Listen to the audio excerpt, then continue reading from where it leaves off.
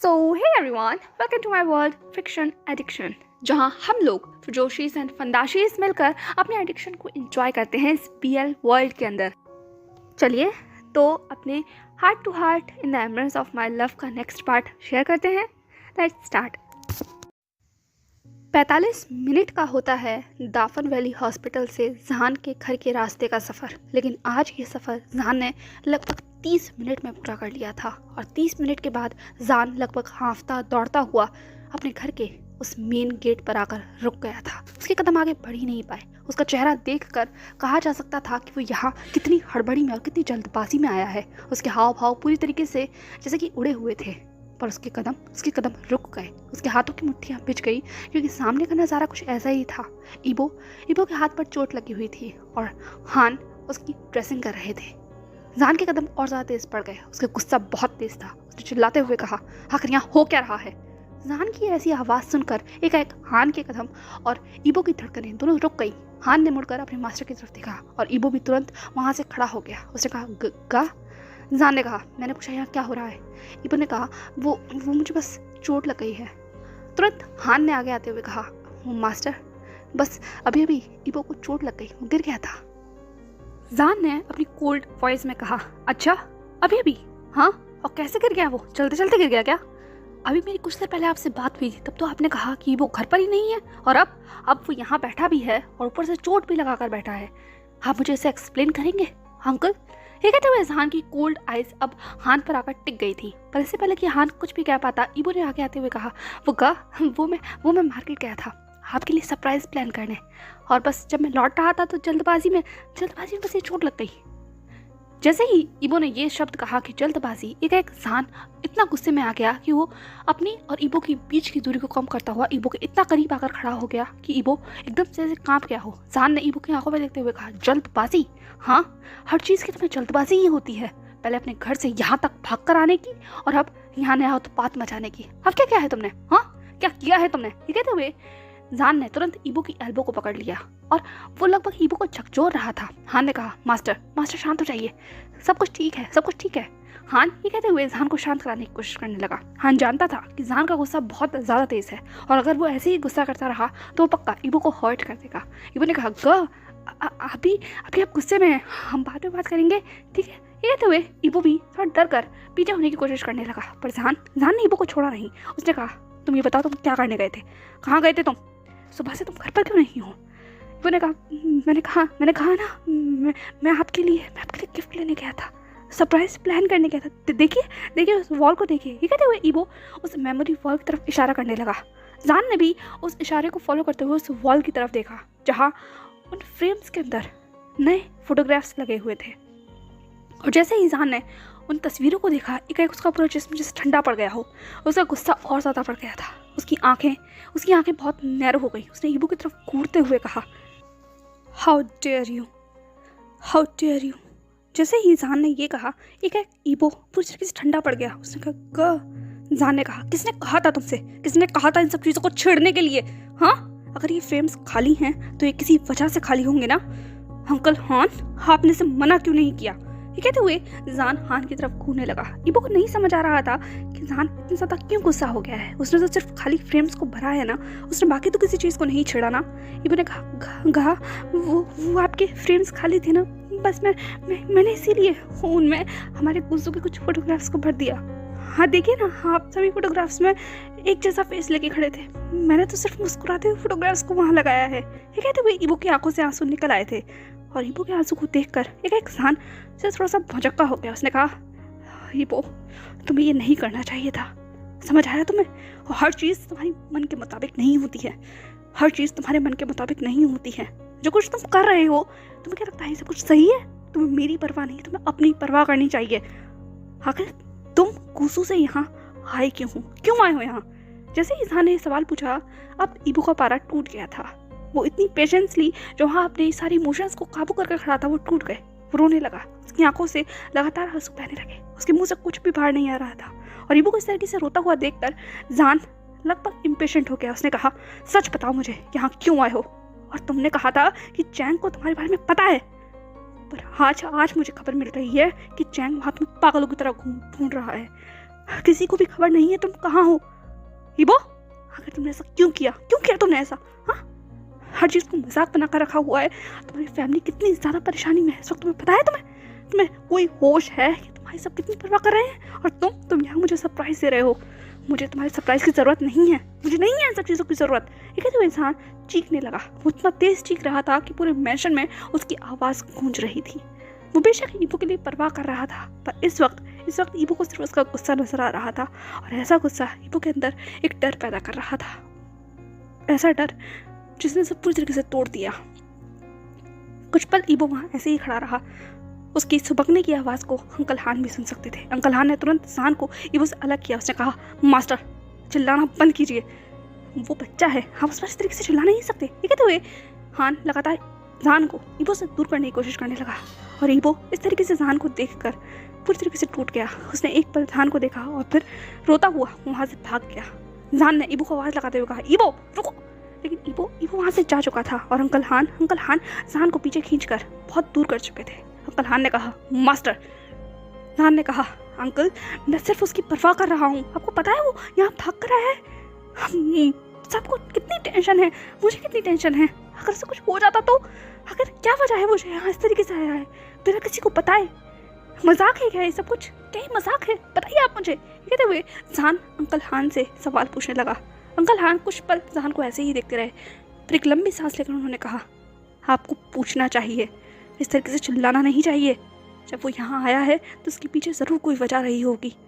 मैं खुद 2 दिन से उसे देख रहा हूँ। वो जितना मुस्कुराता है आपके सामने, उसके उलट रहता है इस घर में, पूरी तरीके से शांत, जैसे उसकी रूह को उसके जिस्म से निकाल लिया हो। इस बात का मतलब समझते हैं ना आप? जैसे ही इंसान ने ये बात सुनी, एक उसका पूरा जिस्म जैसे कांप गया। उसने कहा, अंकल क्या कह रहे हैं आप? हान ने जान के करीब आते हुए कहा, मैंने उसे देखा है बिल्कुल वैसे ही जैसे मैंने तुम्हें देखा था। आप समझ लो क्या हुआ होगा, कुछ ना कुछ तो हुआ होगा ना, जिससे उसकी हालत ऐसी हो गई है। उसकी आंखों के अंदर झांको, उस पर चिल्लाओ मत। उसके आंसू के तुम्हें कोई तकलीफ नहीं पहुंचा रहे। जाओ जाके उसे संभालो, इससे पहले कि बहुत देर हो जाए। ये कहते हुए हान वहां से जा चुका था। जान को वहीं उस मेंशन में अकेला छोड़कर अब वहाँ सिर्फ सन्नाटा था, और सन्नाटे में जान की बढ़ी हुई धड़कनों को शायद सुना जा सकता था। जान ने वहीं टेबल पर हाथ रख लिया, उसकी आंखों से आंसू बह गए। उसने लंबी सांस ली ताकि खुद को काबू कर सके। जब से जीही का कॉल आया था और जीही ने जान से सवाल पूछा था कि क्या वो ईबो के बारे में कुछ जानता है, तब से ही जान के दिल की धड़कनें ऐसी ही बढ़ी हुई हैं। उसका दिल कांप रहा था, एक डर से जो वो ईबो की आंखों में देख सकता था। वो भी महसूस कर पा रहा था कि कुछ ना कुछ तो हुआ है। और उस पर से ईबो का इस तरीके से बिना बताए यहाँ पर भाग कर आ जाना, पूरे गुजू में ईबो के बारे में ही चल रही हैं। सब लोग उसे ढूंढ रहे हैं और चैंग का तो बहुत बुरा हाल है। यही सारी बातें जीही ने जान को बताई थी, और जान ये सब कुछ सुनने के साथ ही अपने घर के लिए निकल आया था। वो 30 मिनट का सफ़र उसके लिए शायद सबसे लंबा सफ़र रहा था अब तक का। और यहाँ पर आकर ईबो की ऐसी हालत देखकर उसका गुस्सा पूरी तरीके से ईबो पर इस तरीके से बाहर आ गया। वो चिल्लाना नहीं चाहता था, वो पूछना चाहता था, लेकिन क्या करें, उसका उस पर कंट्रोल ही नहीं रहा। और अब ये सब कुछ हो गया। जान ने अपनी निगाहों को उठाकर उसी वॉल की तरफ देखा जैसे कुछ समय पहले ईबो दिखा रहा था, और उस वॉल को देखकर जान का दिल बहुत तेजी के साथ धड़कने लगा। उसकी आंखों से आंसू बह गए और उसके चेहरे पर एक अजीब से इमोशंस देखे जा सकते थे। उसने अपना हाथ तुरंत वहीं टेबल पर मारा, और इतनी तेज मारा कि उसके हाथ में चोट लग गई और ब्लड निकलने लगा। पर जान को इस बात से कोई फर्क नहीं पड़ रहा था। वो बस अब गुस्सा था खुद पर, गुस्सा था इन पूरी सिचुएशन के ऊपर, और गुस्सा था ईबो के उस हरकत पर। उसे खुद नहीं समझ आ रहा था कि इसे कुछ क्या हो गया, क्यों चिल्लाया आखिरकार उस पर। कुछ पल जान को वहां लगे खुद को शांत करने में, लेकिन फिर वो चिंता में ईबो की तरफ वापस दौड़ने लगा। वो मेंशन के बाहर आया, पर ईबो से कहीं नजर नहीं आ रहा था। जान ने तुरंत भागते हुए ईबो की गाड़ी को देखा कि कहीं वो वापस चला तो नहीं गया, लेकिन थैंक गॉड गाड़ी वहीं खड़ी हुई थी। अब जान ईबो को ढूंढने लगा, वो आवाज लगाने लगा, पर ईबो का कोई जवाब नहीं आ रहा था। अब जान की दिल की धड़कनें और ज्यादा डर गई थी, वो और ज्यादा डर गया था। लगातार उसके कदम आगे बढ़ रहे थे। फिर उसे एक बात याद आई जो अंकल हान ने बताई थी कि वो पीछे बैकयार्ड में लेक के पास गया था।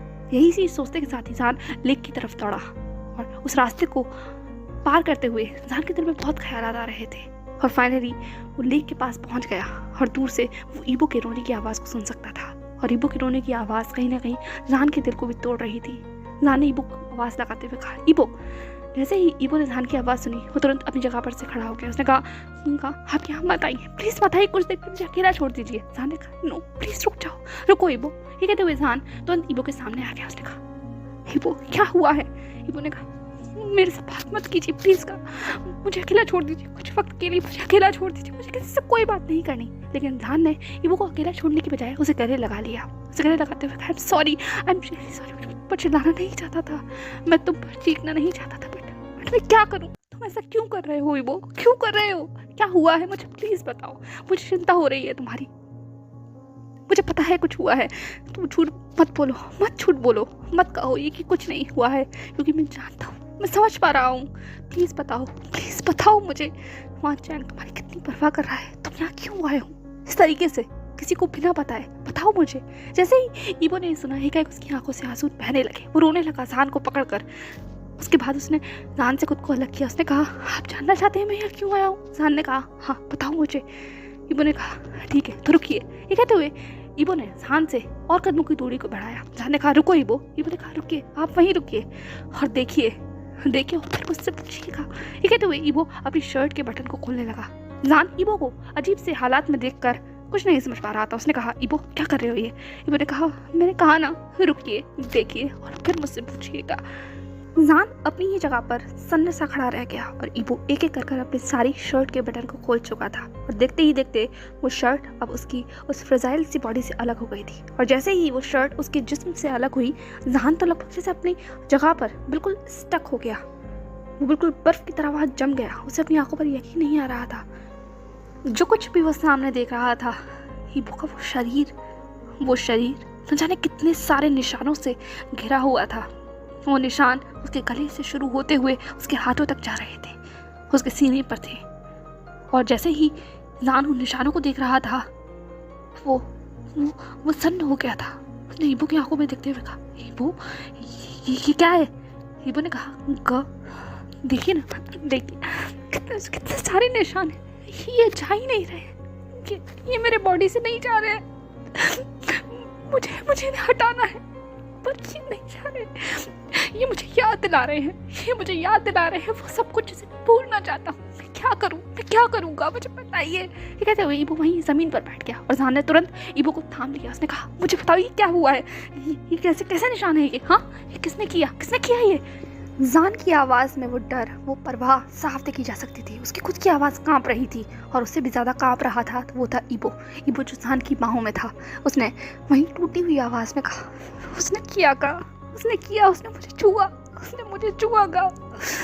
मुझे बहुत गंदा फील हो रहा है, मुझे उस दिन से बहुत गंदा फील हो रहा है, इसीलिए मैंने अपने जिस्म से निकालना चाहता हूँ। मैंने खोज रहा हूँ, छुटाने की कोशिश कर रहा हूँ, पर ये जा ही नहीं रहे हैं। ये और ज़्यादा खतरनाक और गंदे होते जा रहे हैं और जब मैं देखता हूँ तो मुझे घिन आती है खुद से। ये कहते हुए ईबो जान की आंखों में देखने लगा। जान ने तुरंत ईबो के बालों को उसके चेहरे से हटाया, उसके आंसू को पोंछते हुए कहा नहीं ईबो नहीं, ऐसा कुछ नहीं है। ईबो ने कहा हाँ हैगा, मैं गंदा हो गया हूँ, मैं बहुत गंदा हो गया हूँ। उसने मुझे छू लिया, उसने मुझे छुआ।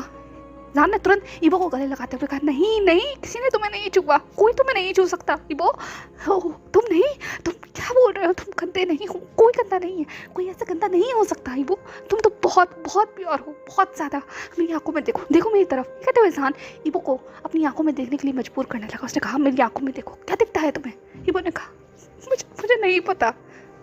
तुम्हें नहीं पता क्योंकि तुम नहीं देख रहे हो, गौर से देखो। क्या तुम्हें इसमें खुद का अक्स नहीं दिखाई दे रहा? ईबो की आंखों से और ज़्यादा आंसू बह गए। उसने कहा मुझे कुछ नहीं दिखाई दे रहा, मुझे सिर्फ उसका चेहरा दिखाई देता है। जब मैं आपको देख रहा हूँ, आपके करीब भी जाता हूँ तो मुझे ऐसा एहसास होता है कि जैसे कि वो मेरे करीब आ रहा है। तो मैं क्या करूँ? जान ने कहा सच पहले चुप हो। तुम ऐसे नहीं रोते ईबो, ऐसे नहीं रो सकते, तुम तो स्ट्रांग हो, सबसे ज़्यादा स्ट्रांग। कहाँ गया वो लड़का जिससे महसूसों में मिला था, जो बिल्कुल हवा की तरह था, जिसे कोई नहीं रोक सकता था, कोई नहीं बांध सकता था। और एक ठोकर लगने से तुम ऐसे भी कर जाओगे? नहीं, तुम नहीं भी कर सकते, तुम चैंप हो। मैं तुम्हें क्या कहता हूँ? चैंप कहता हूँ ना। और चैंप का मतलब होता है वॉरियर, स्ट्रॉन्गर, सबसे स्ट्रॉन्गर। और तुम यहाँ ऐसे कैसे रो सकते हो? हाँ, और रही बात तुम्हारे इस छूने के एहसास की, तो ईबो किसी ने तुम्हारे जिस्म को छुआ है, किसी ने तुम्हारी रूह को नहीं छुआ है। क्या वो तुम्हारी रूह तक पहुँच पाया? बताओ मुझे, क्या उसने तुम्हारी रूह को छुआ? हाँ, क्या है एहसास तुम्हारी आत्मा के ऊपर है? नहीं ना, जिस्म के ऊपर है। चला जाएगा, कुछ वक्त लगेगा, पर ये सब कुछ गायब हो जाएगा और उसके बाद कोई एक ऐसा शख्स तुम्हें छुएगा जिसका एहसास तुम्हें बताएगा कि तुम कितने ज़्यादा खास हो, कितने प्योर हो। तुम अभी भी बिल्कुल वैसे ही हो वो, बिल्कुल वैसे ही हो। ऐसे ऐसे मत टूटो, ऐसे मत टूटो प्लीज़। ये तुम्हें ख़त्म कर देगा, तबाह कर देगा। ये जख्म अगर तुम ऐसे ही अपने अंदर पालते रहोगे तो क्या होगा? तुम जानते हो ना, मैं तुम्हें नहीं खोना चाहता। मैं उस हंसते मुस्कुराते हुए बच्चे को नहीं खोना चाहता जो मेरे आंखों के सामने ऐसे हंसता था जैसे कोई खूबसूरत गुलाब हो। हाँ हाँ, ऐसे मत रो प्लीज़, प्लीज़ मत रो। ये कहते हुए जान ईबो को अपने और करीब करने लगा। ईबो ने कहा, क्या कोई मुझे छुएगा? क्या कोई मुझे छू पाएगा? मैं किसी को कैसे छू पाऊंगा? नहीं, जब भी मैं किसी को छूऊंगा मुझे उसके बारे में याद आएगा। ऐसा क्यों हो रहा है?